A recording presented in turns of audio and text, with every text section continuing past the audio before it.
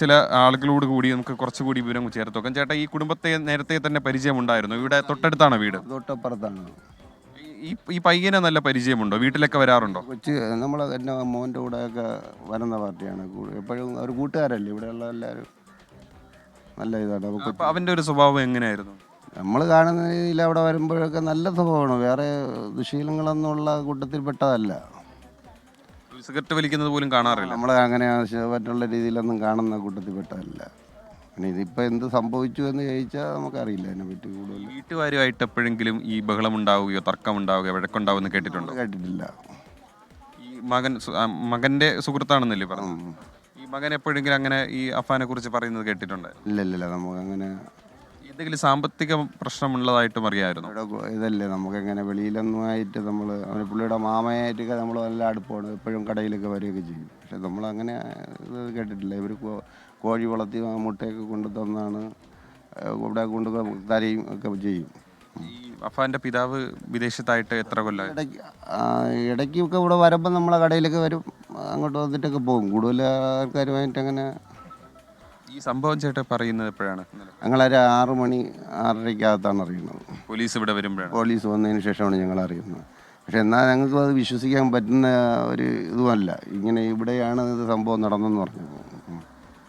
ഈ ഒന്നും കേട്ടില്ല? ഒന്നും ശബ്ദം പോലും പുറത്ത് കേട്ടിട്ടില്ല എന്നാണ് നമ്മളെ സുഹൃത്തെന്ന് പറയുന്നത്. അപ്പോൾ ഇവിടെ തൊട്ടടുത്താണ് ഇവർ രണ്ടുപേരും താമസിക്കുന്നത്. അതിൻ്റെ തൊട്ടപ്പുറത്ത് താമസിക്കുന്ന വീണ്ടും വേറെ കൂട്ടുകാരനാണ്. അവനും എപ്പോഴും വരുന്നതാണ്. പക്ഷേ ഇത് നിങ്ങളുള്ളൊരു സംഭവമൊന്നും. ഈ വീടും സ്ഥലമൊക്കെ വിൽക്കാനായിട്ട് പ്ലാൻ ചെയ്തിരുന്നു എല്ലാവരും എന്നിവരിപ്പം പറയുന്നു. നമുക്ക് അതിനെപ്പറ്റി കൂടുതൽ കടബാധ്യത ഇനി എങ്ങനെയാണ് വന്ന് ഭവിക്കണമെന്ന് അറിയില്ലല്ലോ അവർ.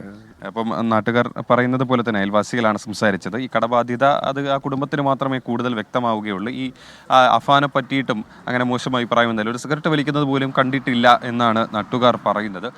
അയാൾ എങ്ങനെയാണ് ഇത്രയും വലിയൊരു ക്രൂര കൃത്യങ്ങൾ ചെയ്തത്? ആ ഞെട്ടലിൽ തന്നെയാണ് നാട്ടുകാർ ഇപ്പോഴും ഉള്ളത്. പ്രവിധ. അജീഷ് ജയകുമാറാണ് കൂടുതൽ വിവരങ്ങൾ നൽകിക്കൊണ്ടിരുന്നത്.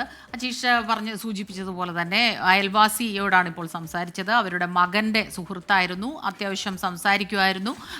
അവരോട് കാര്യങ്ങളൊക്കെ സംസാരിക്കാറുണ്ട്. പക്ഷേ ഒരിക്കൽ പോലും ഇത്തരത്തിലൊരു ക്രൂരകൃത്യം ഈ 23-കാരൻ ചെയ്യുമെന്ന് വിശ്വസിക്കാനായിട്ടില്ല അയൽക്കാർക്കൊന്നും തന്നെ.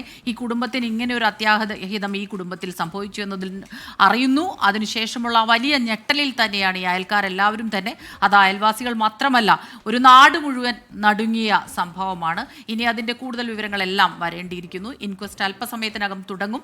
അതിനുശേഷമാകും പോസ്റ്റ്മോർട്ടം. നേരത്തെ നമ്മൾ സൂചിപ്പിച്ചതുപോലെ 3 പോലീസ് സ്റ്റേഷൻ പരിധികളിലായാണ് ഈ കൊലപാതകങ്ങളുള്ളത്. അപ്പോൾ ആ രീതിയിലുള്ള പോസ്റ്റ്മോർട്ടം നിയമ നടപടികളാകും നടക്കുക.